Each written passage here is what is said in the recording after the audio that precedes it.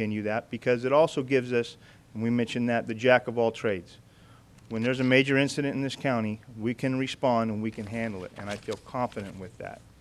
As far as we're already looking at ways of streamlining.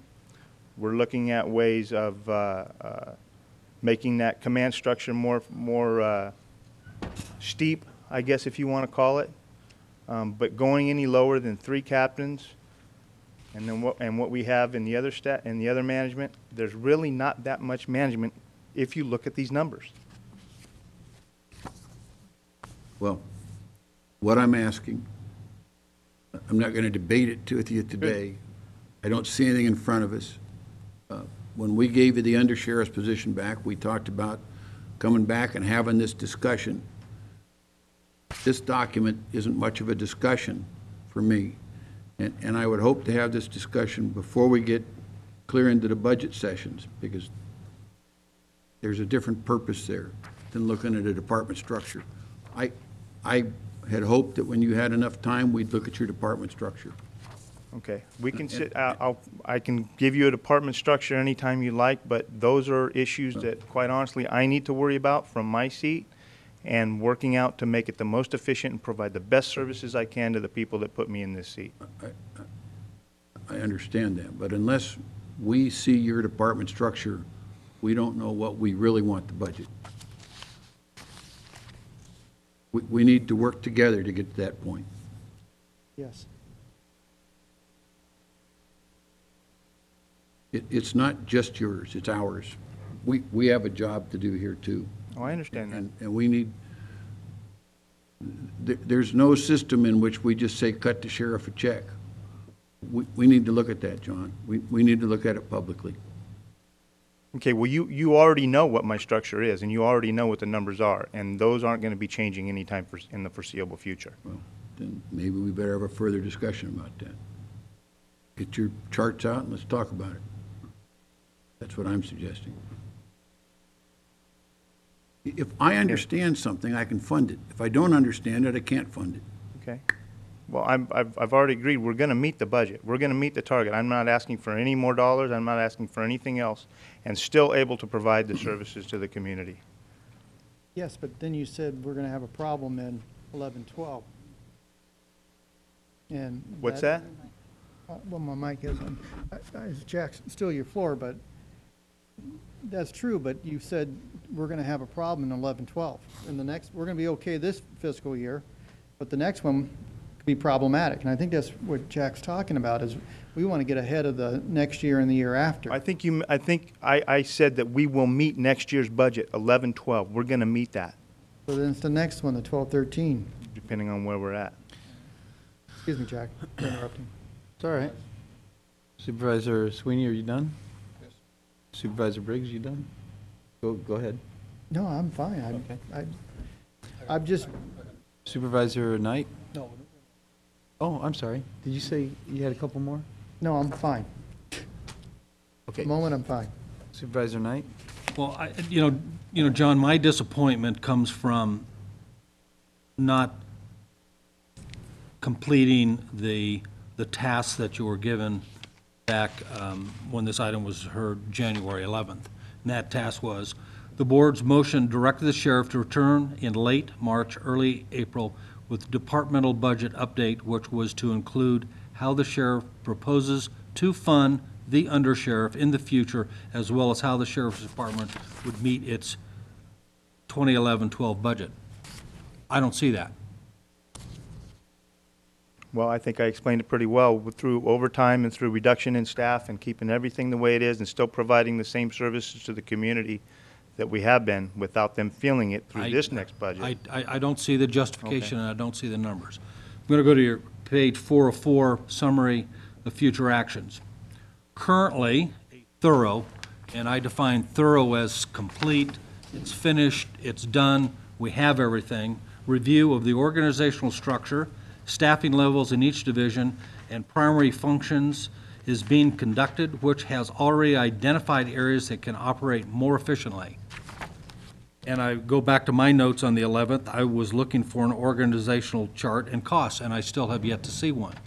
So if you tell me that a thorough organizational structure has been done, you've done this analysis, I don't see where they're coming together. So I'm on the same page that Supervisor Sweeney is. I've never seen a structure, I've never seen a chart, I've never seen that, and I don't see the numbers. Okay.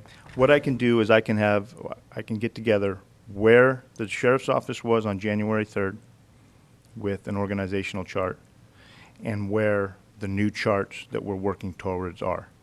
I can send you both of those. I'll label them old and new plan. So you want another hearing so for us to Now, discuss I'll email them this? to you, and if you want me to come No, up and I explain know. them This- for, I will. This needs to be done in public. Yeah. We want a That's fine. I'd like to see 'em transparent too. operation I where people understand that. can take a look at it. And to me, that's what I thought this day was going to be about. I was instructed to have a budget update presented and just touch on where I was going. Okay, that's all I have. Norma, do you have anything to ask?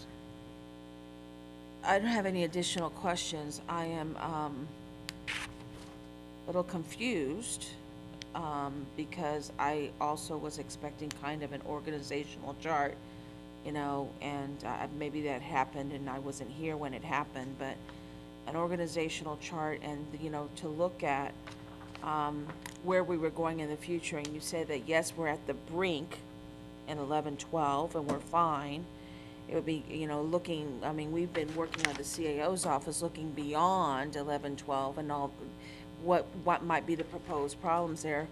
I'm happy to see that you're looking at overtime and finding ways to bring that under wraps.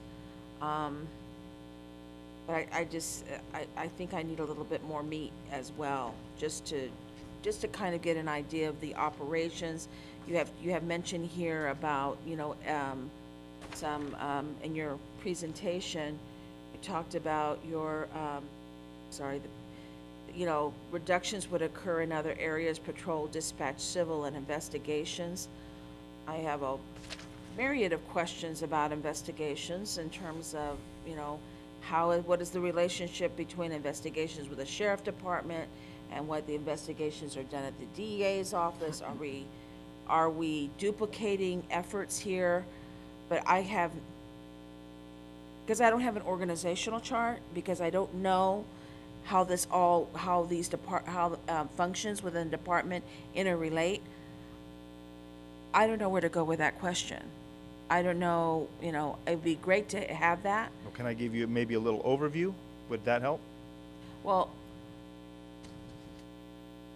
that, you know what? I need visual as well so that I can pull things together that way. And so I was kind of hoping to have that, to study that, to look at that in order to better direct my questions. I mean, you're more than welcome to give me an overview right now, but John, quite frankly, I don't know if I can come up with a question that would help me direct that, because I've got to look at all these other aspects of this. So if you're saying that reductions will occur in these areas and there's going to be an impact as a result of those reductions, and maybe we won't find those reductions until 12-13, then I need to know what the relationship is. Okay, any further questions? I have a question.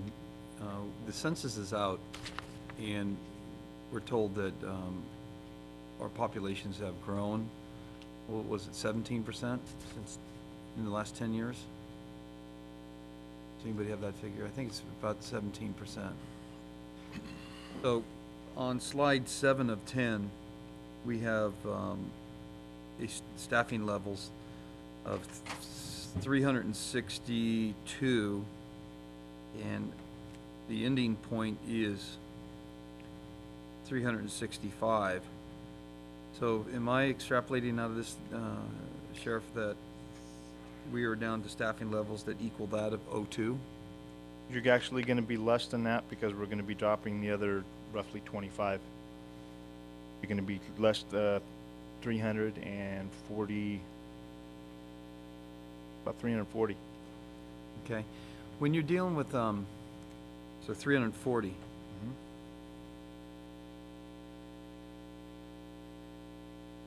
You know, I went on a ride-along, and I was real impressed with the communications of a patrol car.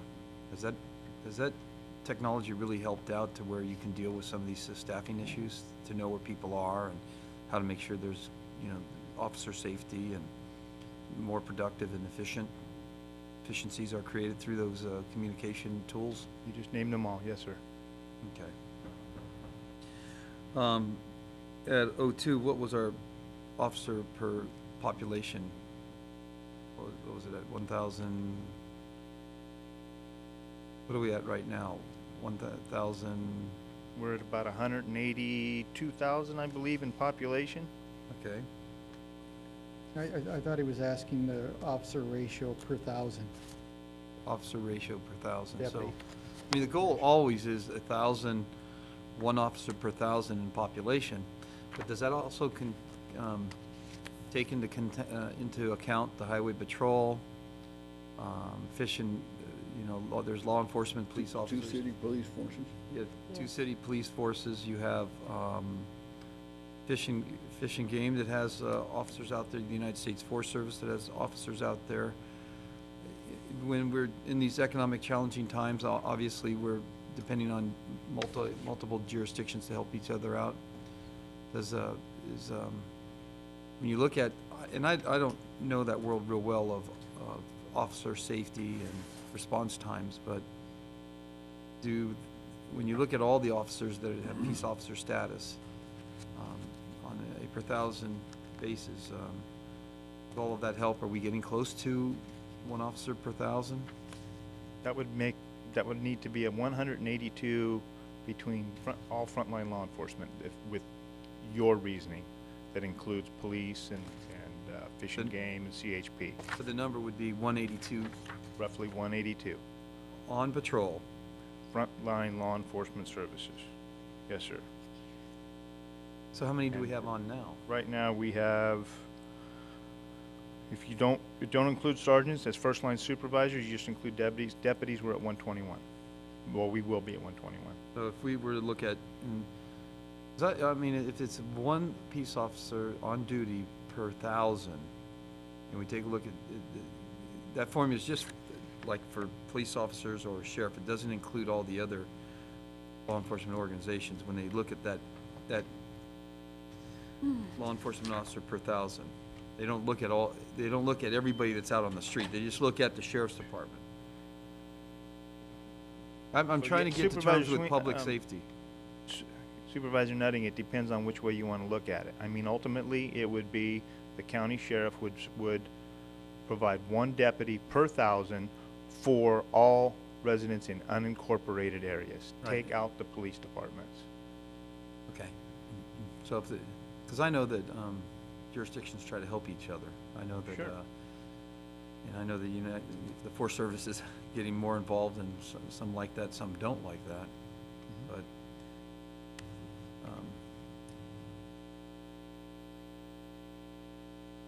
I think, you know, what I've seen with you bringing back the reserves, I remember as a young man, and I'm sure Supervisor Sweeney was a reserve. I hope that program comes back and helps us with these fiscally tough times.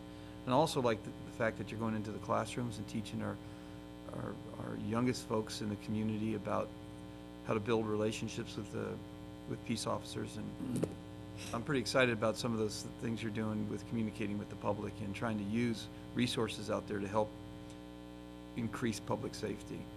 Supervisor Sweeney? Yeah.